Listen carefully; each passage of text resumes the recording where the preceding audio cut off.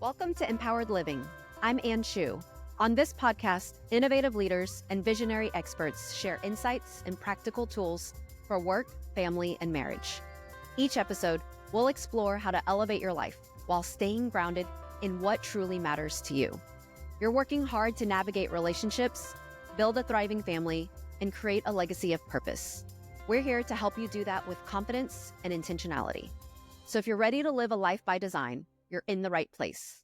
Let's dive in. Welcome back to Mpowered Living. I'm your host, Sheu, and my guest today is Christian Boucousis, better known as Boo. Boo is a former fighter pilot.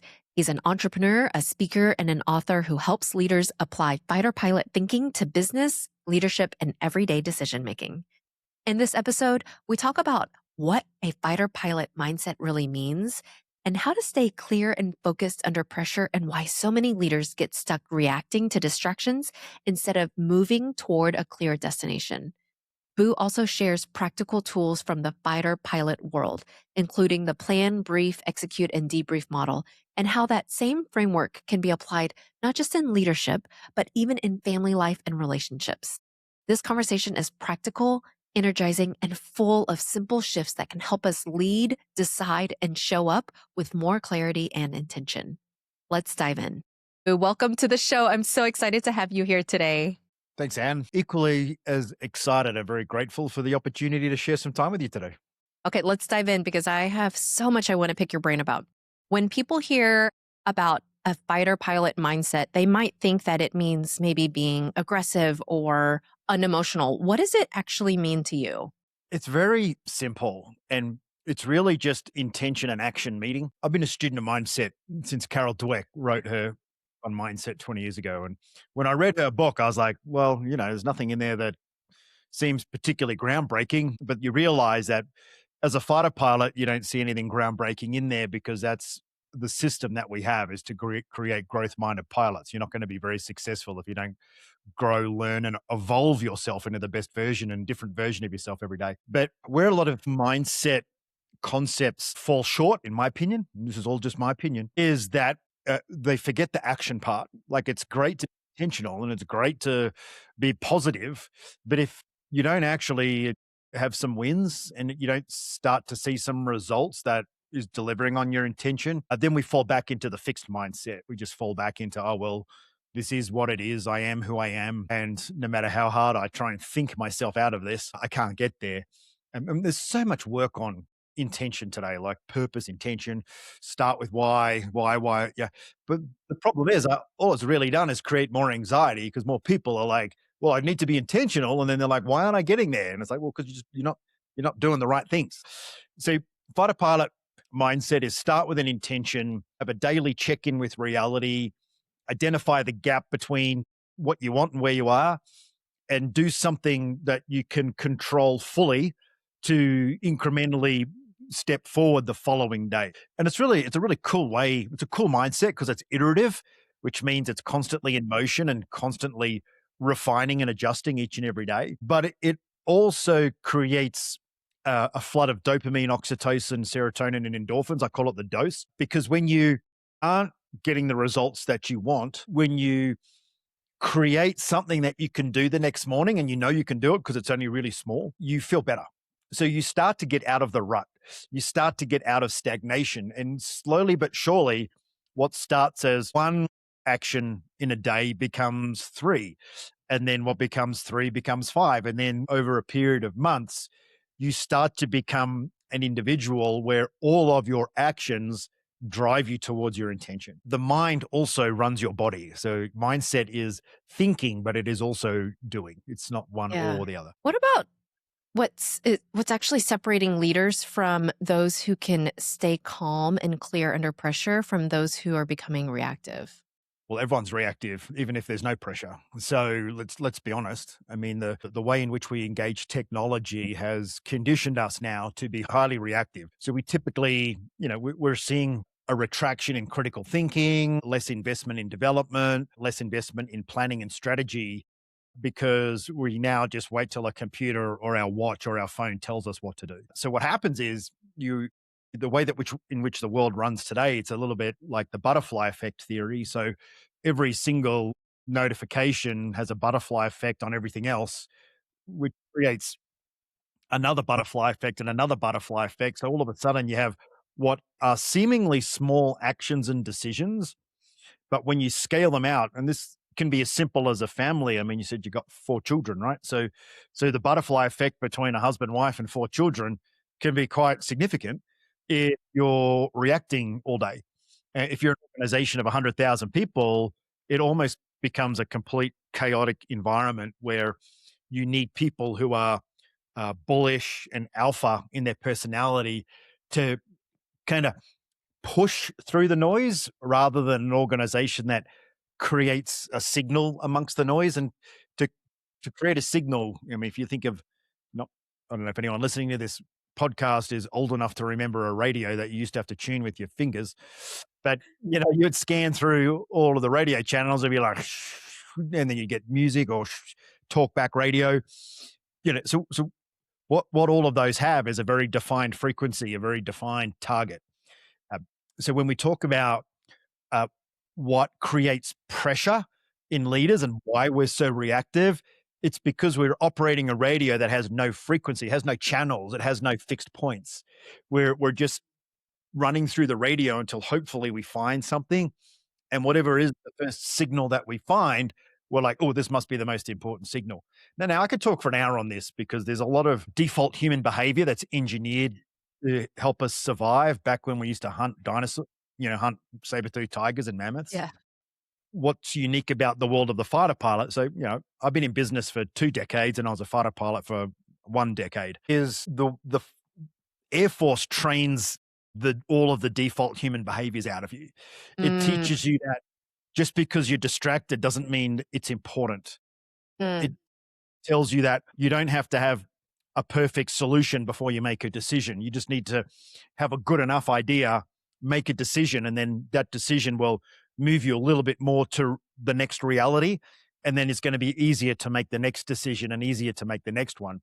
So we don't get too bogged down in kind of broad analysis. We have very targeted kind of investigation that we then say, look, all right, well, there's the target. We're here. There's a mountain in the way. That's all we've got for now. We'll figure the rest out when we get airborne. But we still know where the target is. And that's the key, right? When people who help people about becoming intentional, what they're really trying to say is you need to be destination driven, because intention is wonderful. It's a nice thing, but it's a story, right? It's a heart and soul kind of destination. It's not science. So when we talk about a destination driven person, what we're saying is if your intention is to become a fighter pilot, then there's a whole bunch of destinations along the way. So my intention was to become a fighter pilot when I was 5 years of age. It became a reality 17 years later. Now, between 5 and 22, there was tens of thousands of small destinations along the way. Even just missions, you have to fly and get graded above average on over 400 missions, roughly, from the day you join to the day you qualified. As a kid, I wanted to be a pilot. Well, at the age of 14, I started to mow lawns, worked in a video shop, and started to pay for my own flight hours. And I became a pilot like when I was 15. So that's a destination. And then that kind of reinforces to you, well, it's not a fighter jet. It's not an $80 million machine. It's just a little tinker toy.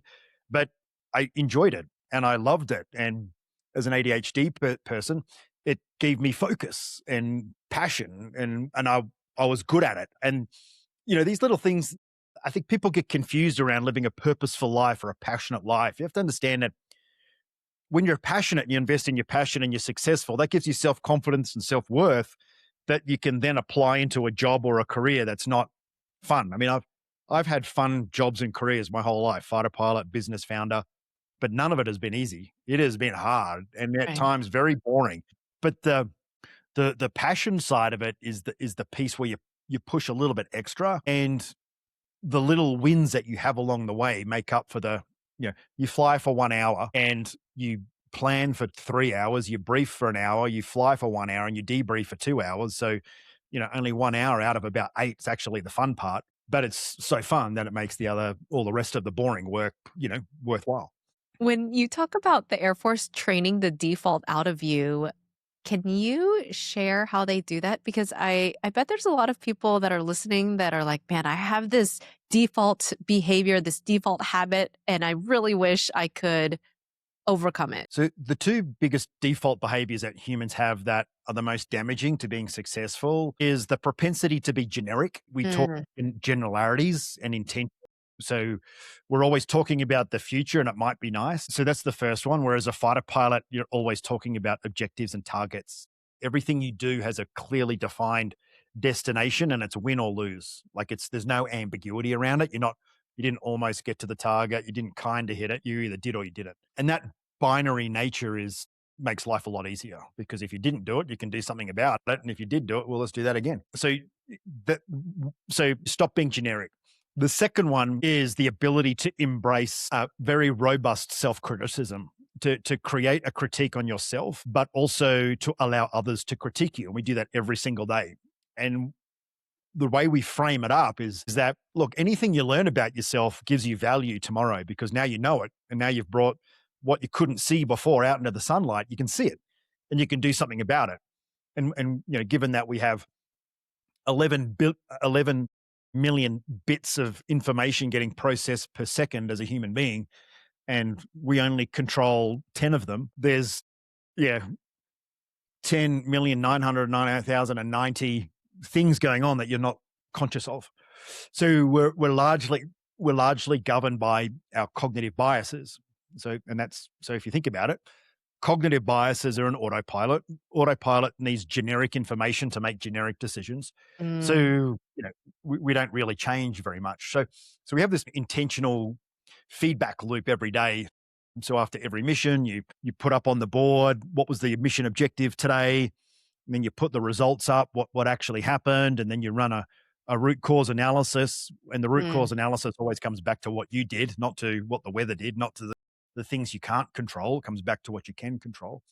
And then you find two or three things to do differently tomorrow. And because there's only three things, and you went through the process to learn these three things, they're much more memorable. Like they stick rather than being told what to do. As a fighter pilot, no one really tells you what to do because being told what to do is a really bad way of getting someone to do something. You've got to understand what needs to be done, understand your role, understand how it needs to be done, and then be fully accountable to getting it done. So it's almost a complete flip of human life, but it's very powerful. And I guess maybe the third one is understanding the difference between pressure, stress, and fear. For many of us, we experienced heightened nervous system response to something we're not familiar with, mm, and that makes us afraid. But yeah. you learn as a fighter pilot, that's not fear. That's just your nervous system firing up. Mm, And the fact that it's fired up means that your brain works better, your legs and your arms work better. Humans are designed to transition through these energy states from being relaxed in a cave back in caveman times to heightened awareness to not get eaten by the tiger that yeah. you're trying to hunt. So we spend a lot of time understanding this peak stress curve idea. And if you think of pressure, pressure is the peak of a stress curve. So on one side of the stress curve is zero stress, completely relaxed. And if you have one of these kind of aura rings, it Mm, actually does it for you. Um, and then on the other side is stress. So stress is a physical response to pressure. Pressure is just a situation that requires your attention. So you don't want to be too lazy and you don't want to be too relaxed and complacent and you don't want to be too stressed. You've got to find this sweet spot of peak pressure. Athletes try and do it, fighter pilots do it. Like everyone wants to find this sweet spot, and it's part art, part science. yeah. So I think also as a fighter pilot, you learn that when you walk out to the jet and you feel nervous, you're nervous because of the jet. It's very big, it's very powerful, but you're also nervous because you don't want to let the team down. Mm, That you learn over time, that's a good thing. This is feeling anxious. It's not anxiety. It's two different things. So yeah, so being generic and turning that into absolute laser focus, not reflecting on yourself and uncovering your biases and your blind spots, to being very reflective and being an open book for people to help you find those in yourself. And then thirdly, to enjoy the moments when you feel anxious about things and understand that, yeah, this is This is my body firing up. I can kick this thing's ass. Those three things kind of come to mind as to every single day training to manage those human traits, I guess. Earlier, you mentioned assessing and evaluating like where you want to be and where your current reality is and evaluating that gap. How do you do that in a way that doesn't send you into a destructive mindset around like focusing too much on the challenges and the problems and the issues and how much further you have to go? Well, this is the thing. You focus on the wrong things if you don't have the right thing to focus on. I mean, that's happens, right? Like if you have nothing to worry about, you worry about everything. But if you're only worried about getting to your goal, then there's no human on earth that doesn't worry about stuff. It's Yeah. design. That's how you survive, and that's why we're at the top of the food chain, right? So again, it's I think the world we're trying to build a world where we remove all of this, that everyone's kind and everything's good and everything's easy, but it's just not how we work. Like it's just not. We're trying to change the 10 behaviors, but the 11 million bits is the thing that's really driving the show. I think it still comes back down to, I would say this all the time.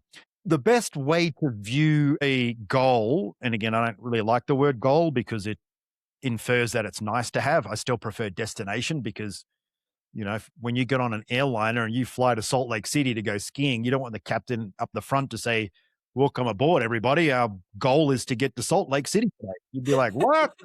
I don't want to be, this is not good enough. I want my money back." You don't want that. You want to arrive, right? So if you start to think of intention as a destination, and then the next part of the next point you make to yourself is, well, if that's the destination, I'm just not there yet. I'm not there yet. That's all you have to worry about, and when you're not there yet, you can do the things that will eventually get you there. When I flew a fighter jet for the first time by myself, single seat, right? That was the culmination of a 17-year dream.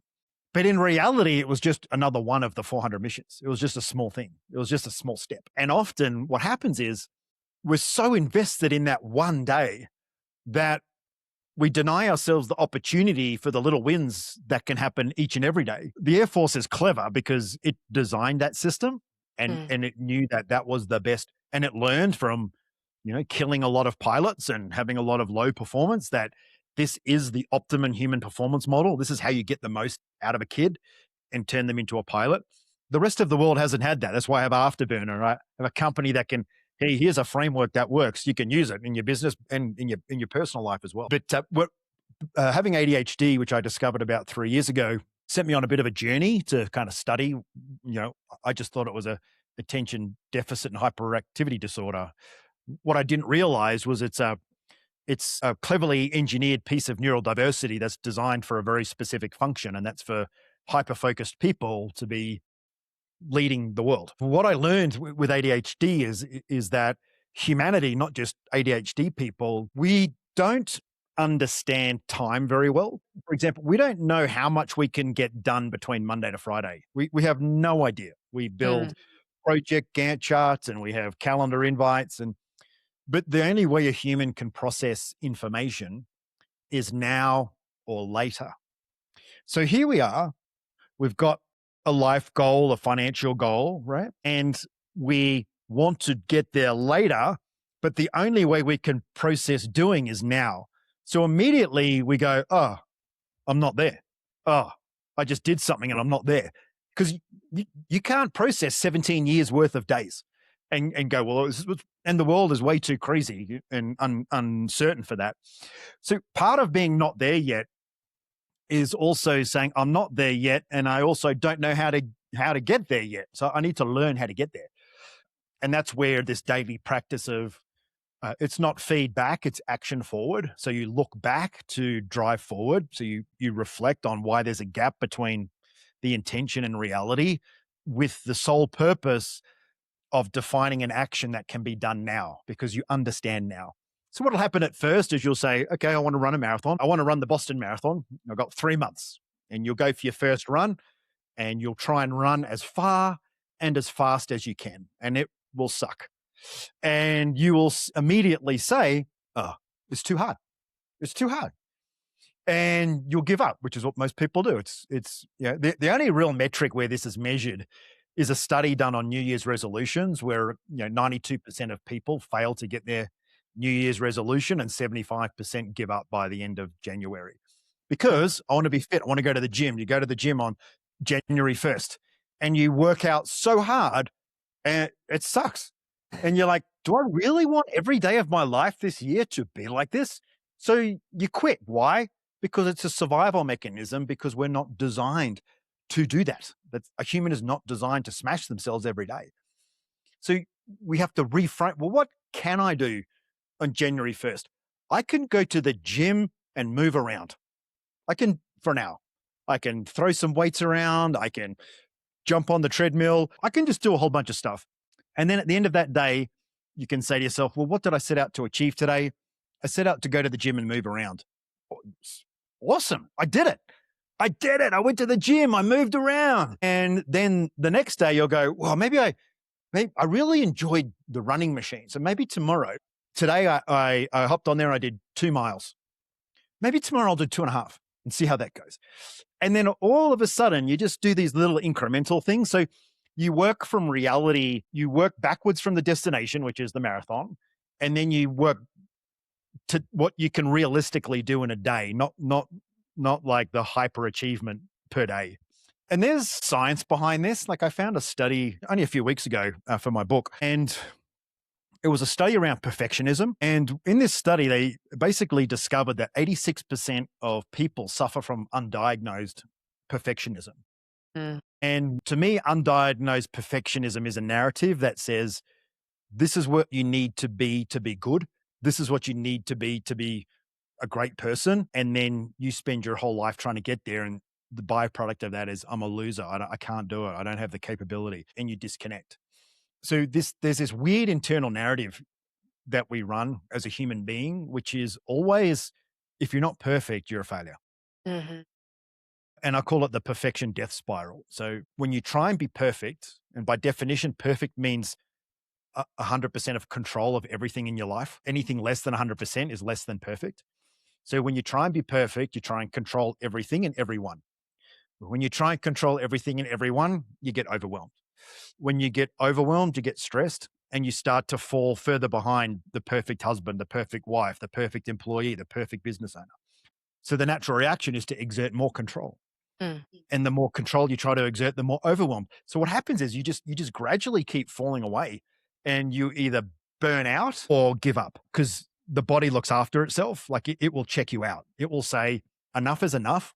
You're going to kill me if you keep trying to control everything and work this hard. So as a fighter pilot, I think we do a good job of managing that. In Afterburner, we call it a flawless approach, not a perfect approach. And the difference between flawless and perfect, you can almost trace back to the origins of the words. The word perfect originates from Latin, and it's a scholastic term. It's like a theoretical idea. The word flawless originates from the Vikings, and it's a practical word, which means that this stone is unbroken.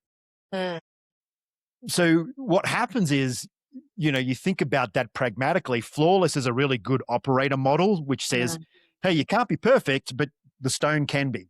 You can control 100% of what you can control, which is you.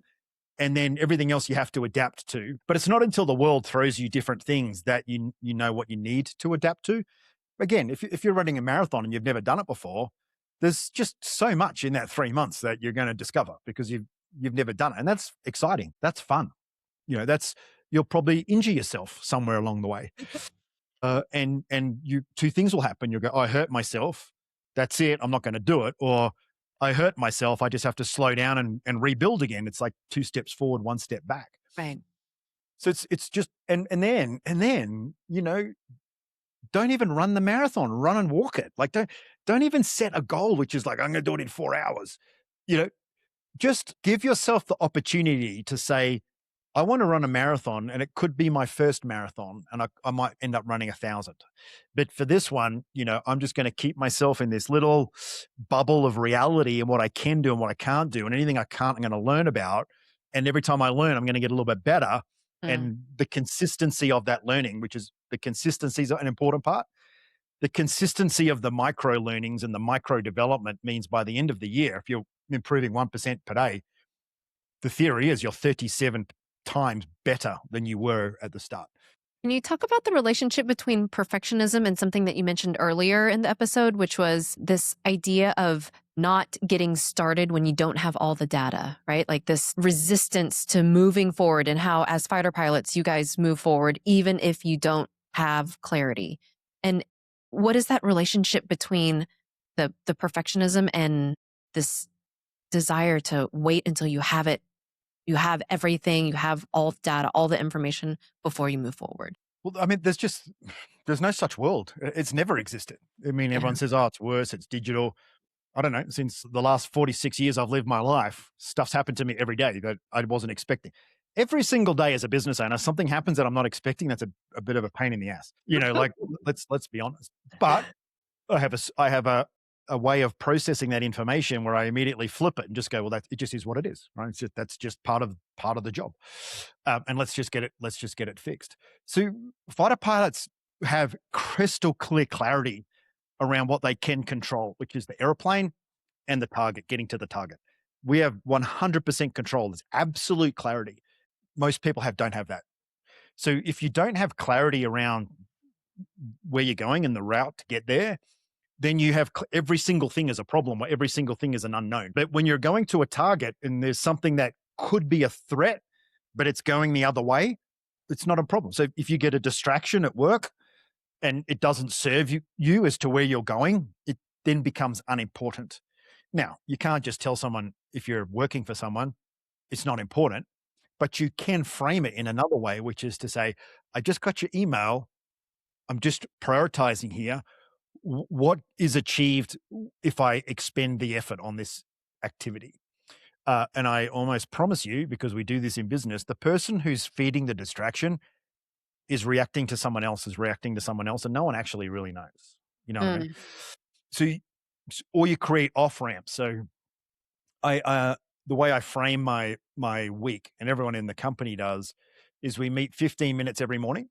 We have themes through the day, because the way the brain works, we all have this what's called attention residual, which means whatever you pay attention to in the moment and you shift your attention, you bring the residual from the previous situation. So if you need to do a financial review of your business, but just before that you were doing a personnel review, you bring the residual feelings, thoughts, and actions from the previous into the next. Then if you go back into another human-based engagement, the same thing happens. So the brain wants consistency. The neural pathways of the brain eat up focus. The more focused you are, it'll do all the cataloging for you. It will point the 11 billion bits a second in the right direction if you give it a direction. If you don't, it'll look at everything everywhere. It's just hyper alert. And it's just telling you whatever, that's important. Oh, that's bad. This is bad. And 80% of the time it's saying this is bad because that's survival. And the way you punch through this is bad, and the way you punch through the noise is to be hyper intentional about your destination. So for example, if we have to build a website, well, this is what we're doing. We're building a new website. Google changed all the rules. SEO doesn't work anymore. It's all about generative engine optimization. All of a sudden, your website goes from 95% visibility to 14. What most organizations would do is go, let's give ourselves 3 months and we'll build a website. What we do at Afterburner is say, there is absolutely no more work apart from this work for the next 2 weeks. Every single thing else is a distraction. The only thing that's allowed to pop up on our radar is a client inquiry, lead, or proposal. So revenue generation. But if we're talking about updating our slide decks, if we're talking about building a new brochure, if we're talking about doing outbound, try and generate some business, no, that's later. And then what happens is the hyper focus that brings and the amount of productivity you get per day means you can do a 3-month job in less than 2 weeks, because it's simple. Conceptually, it's super difficult to do. Just be destination driven in everything that you do. Don't draft to-do lists, because to-do lists without an achieve list is just being busy, right? You don't know what to do unless you know what needs to be achieved each day. So write 3 things per day that you need to achieve, and give yourself 3 1-hour blocks to get it done. Do the hardest job in the morning, the middly difficult one in the middle of the day, and anything that requires collaboration, do it at the end of the day. Like, Mm. the brain is designed to want to be focused and work in the morning. We're engineered towards dawn. That's kind of it. I guess depends who you are. You might be an early bird or a night owl. Some people are more night orientated. But I get more convinced by this idea the more I invest in it. You have to be intentional in terms of storytelling, but you have to be destination driven in terms of getting stuff done. Can you talk a little bit about the model around planning, briefing, executing, and debriefing, and why this cycle is so important? Well, the cycle's important because it's a cycle. That's, if you approach the world iteratively, like if you approach the world cyclically, a system that goes in circles is a system that's designed to weather the uncertainty of the world. Because what happens is every time something happens, you reflect on it. So when we talk about plan, brief, execute, debrief, that's just a fighter pilot way of saying, before you do anything, think about it. Before you tell someone what to do, make sure they understand what needs to be done. Get out of everyone's way so everyone can just execute and get the job done. And finally, when the job is done, win, lose, or draw, reflect on it. And if some stuff happened that was really good, make sure that the action tomorrow is doing the really good stuff more. And if we did stuff where we needed to improve, make sure we do the actions that improve it tomorrow. And if we're doing stuff that's delivering no value, stop it. The first action tomorrow is stop doing it. I found there's another incredible study I found the other day. I work with, big companies and big strategy and really well-intentioned executives that are wonderful human beings. But one of the challenges with those sort of human beings is they say yes to everything and they rarely say no. So I started to get curious and I got into my Claude research agent and I'm like, is there a study that shows humans' propensity to say yes rather than no? And it's like, yeah, this study was remarkable in what it found. And in the study, what happened was strangers went up to other strangers and said to them, can you just unlock your smartphone for me? I need to use it. And the people asking the question anticipated no. And they had no emotional attachment because they're coming at the question thinking, no one's going to say yes to this. Who would say yes? And 69% of people said yes. And when they did it, they said, why did you say yes? They're like, well, because I didn't want to upset you. So the people asking have no emotional investment in yes or no. The people giving have unrealistic emotional investment in saying yes. So it's almost like you have permission to say no. No one is going to get upset, but the social code of humanity is engineered such that you say yes, which is another thing that they train out of you as a fighter pilot. We have this idea of commit and drop. So we're either committed to something or we've dropped something. Like you can't be committed to two things at once. And if someone asks you to do something, you have permission to say, okay, why? Like, yeah, I'm happy to do that. What does that achieve? And they'll go, it'll achieve this. Yes, I'll do it. Or they'll go, it'll achieve this. And you're like, look, I don't have time to do that. And that's not my problem. You get out of the yes man kind of loop. And you can imagine, like, so you got the perfection death spiral, which is making you control everything. Then you're saying yes to everything as well. And we wonder why burnout rates are at 56% and employee engagement's down to 23. Like it's obvious. You overwhelm any system, it breaks. It trips offline. You save too many photos on your iPhone, it doesn't work. You have too many browsers open on your computer. It's no different. The way a computer processor works is electronics, the same way as your brain's electronics. It can only do so much. Yeah. Can you talk about how this model, this plan, brief, execute, debrief model might look like if it's applied to family life? Yeah, I use it all the time with my family. Doesn't work very often. So first of all, you have to have a plan with your family. That's the key. So you run on a weekly plan, a monthly plan, an annual plan, and you have to check in on that. So my wife and I have a weekly check-in. It's only 15 minutes, but we set the agenda for the next week and we reflect on the last week. And I'll tell you right now, there's a lot less arguments when you operate this way because most arguments and fighting in a relationship is the byproduct of failing to meet an expectation somewhere. So if someone we constantly some let's use a funny one. Someone leaves their towel on the floor after a shower, right? All the time. And all they get from their partner is don't leave your towel on the floor. Don't leave your towel on the floor. Don't leave your towel on the floor. And they're like, this person just nags me, nags me, nags me all the time. Like, what's the big deal? Because everyone's looking at through their own expectation, not the other person's. Yeah.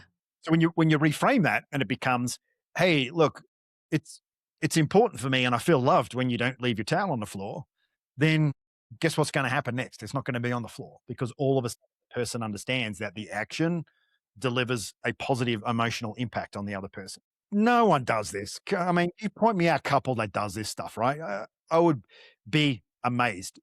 What happens though, you go to couples counseling and you get some help, and that's exactly what they tell you to do, right? Okay, well, this what's important to you? What's important to you? Is that okay for you? Is that okay for you? Do you think you can do that? And then people leave and they're like, oh my gosh, we're getting on so much better. And it's like, well, you didn't have to pay $500 for the appointment. You could have done it without it. So planning is establishing collective expectation, right? That's what a plan is.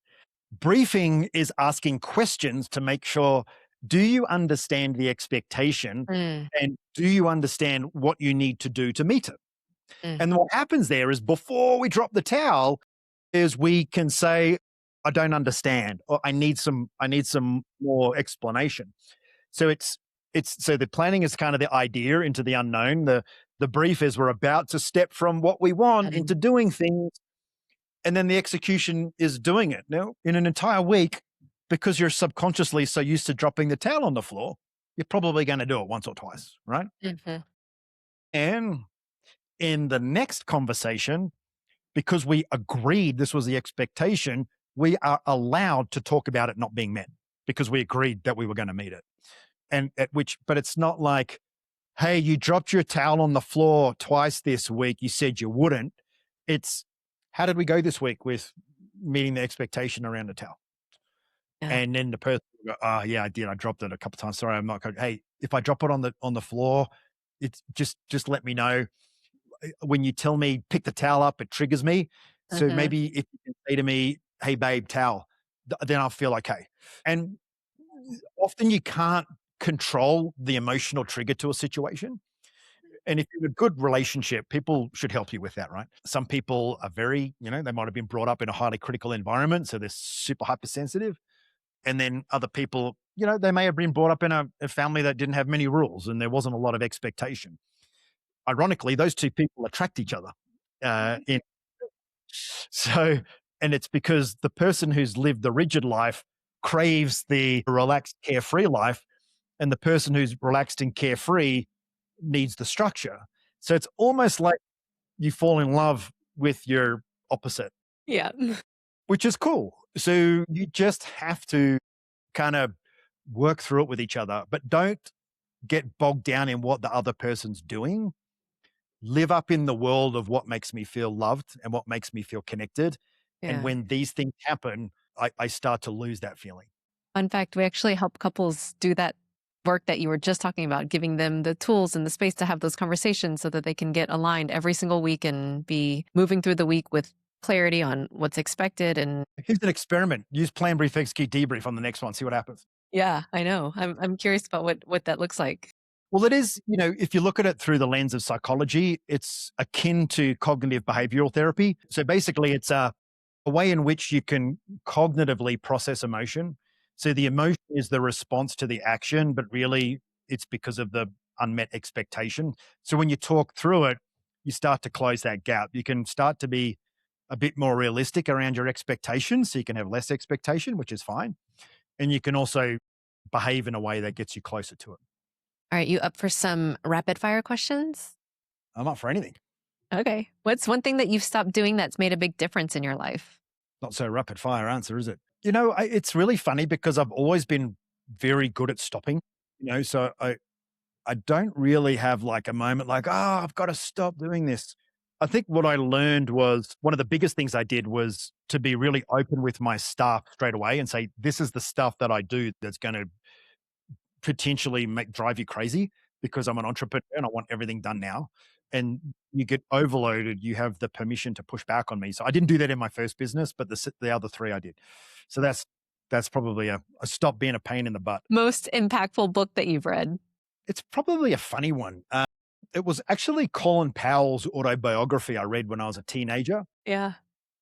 And I just saw this human that was the chief of the joint, ran the entire US military construct, but also fixed Volvos for fun, and for me, it demystified a little bit that people in authority are human. And I've always been able to see anyone in authority as a human being, whether it's a CEO of a bank, whoever you speak to, there might be this inferred authority, but I kind of look at them as they're just a human. They just need to get stuff done as well. Just like they need me to do something, they need to do something for someone else. So if we can do that together, everyone's going to win here. So I think that book really shaped the way I viewed authority. What's something that creates better relationships? Plan, brief, execute, debrief. Mm-hmm. I think keep it real simple. Great relationships are communicating expectation and communicating unmet expectation. But focusing on what good looks like for the individual. And then what happens is obviously, there'll inevitably be a time where someone's never going to meet an expectation and accept that's who they are.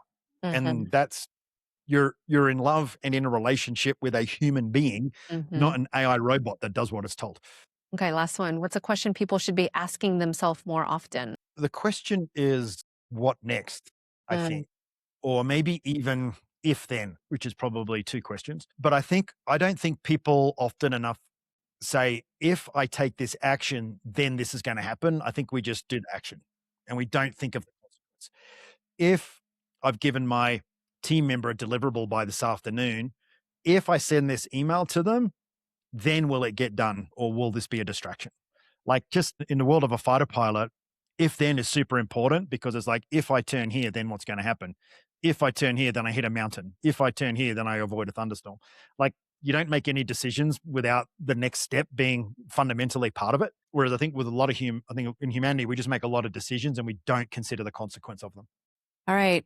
If people have been listening, they want to learn more about you, learn more about your work, how can they get in touch with you? What are you working on? What's on the horizon for you? What are you excited about? Yeah, so August, new book gets released, which is Flawless Leadership, the perfect book for the imperfect leader. And it unpacks a lot of these ideas. It does a deep dive in mindset. It does a deep dive in cognitive methodologies to help you be successful.